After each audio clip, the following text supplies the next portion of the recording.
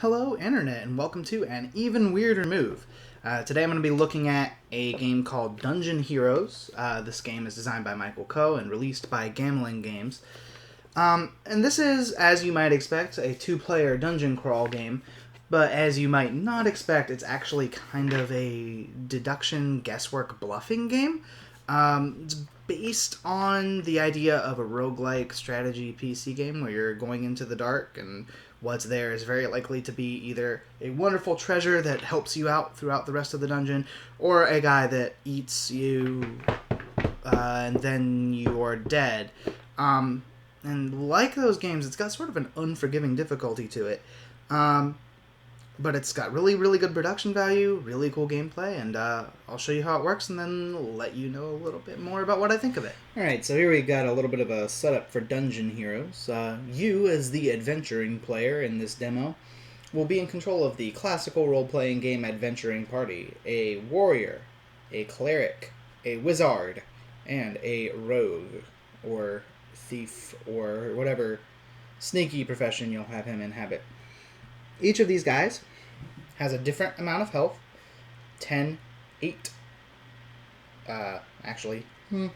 6, and 4. The wizard is notoriously fragile here. Can move in different ways. The warrior and cleric are armored, so they move a little bit more slowly than the other characters, whereas the rogue and wizard are a little bit more nimble due to their likelihood of dying should a monster breathe on them. Additionally, each of these 4 guys has a powerful special ability. The warrior kills any monster he stomps on. The cleric is able to heal anybody by 2 hit points. The rogue disarms any of the traps that he moves across, and the wizard allows you to gaze upon any unrevealed dungeon tile. And on your turn, you'll be able to do 4 things: moving a hero or using a special ability. So you could move a hero multiple times, use their special ability as many times as you want, but your other guys are going to be languishing behind, which may or may not be good. Now, revealing those special tiles is a really, really powerful ability, because your goal in this game is to get 3 treasure chests. There's always 1 treasure chest at the end of the board here in this vault row, but the other 3 are going to be mixed in among these face-down tiles. Now, as the dungeon player, on my turn, what I'm going to be doing is adding tiles to the dungeon. I'm going to draw 4 tiles out of the draw pile, look at them, and then secret them around here. So I can put them anywhere that I want in the dungeon as long as that tile space is empty. So based on what you know to have already been played in the dungeon, and where I put those tiles, you're going to have to play a little bit of a guessing game with me and say, alright, you put that tile in front of me, so obviously you want me to think it's a trap. But maybe if I just move on to it, I'll find that it wasn't actually a trap, and you put it there so that I would never move on to it. Or maybe you know that I know that, and, well, I don't know, you see how it goes. So, as the wizard, you use your ability to take that guesswork out, look at one of the tiles. It was a fire all along. Which deals 8 points of damage, which is enough to mostly kill anybody, so good thing you didn't step on that. So instead you decide to step on another tile, and ta-da! A treasure. So as you explore around, you're going to be flipping these tiles out.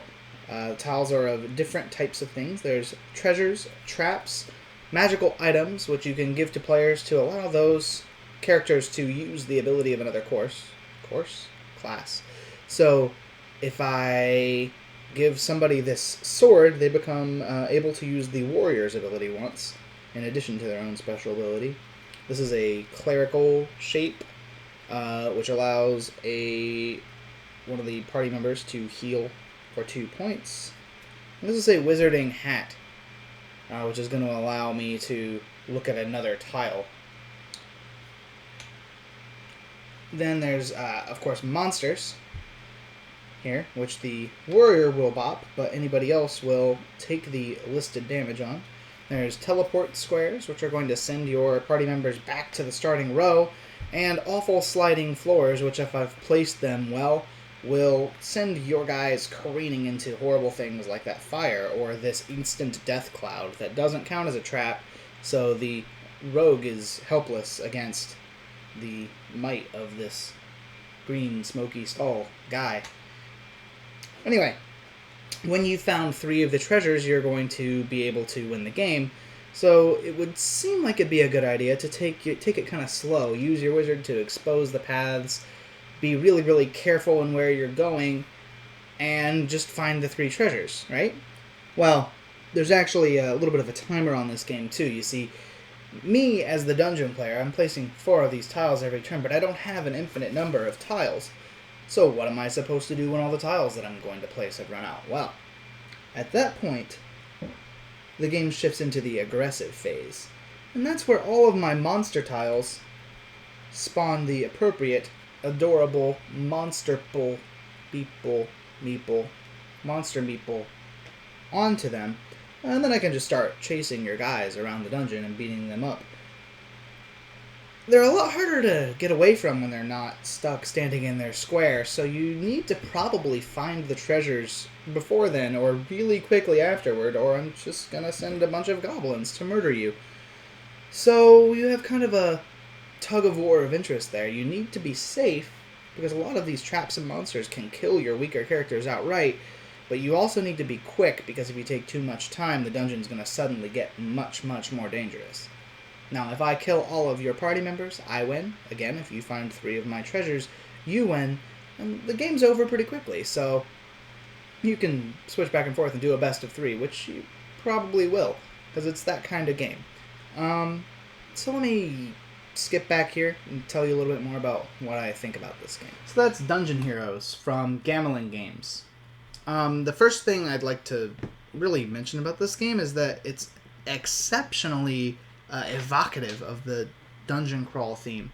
You have these meeples that are really intricately detailed, this warrior with his Fabio locks and his giant battle axe, the skeleton with his knobby knees and sharp, pointy bone hands, and Shrek here with his armor. He actually matches the... If you look at the tile art here, this is really cool.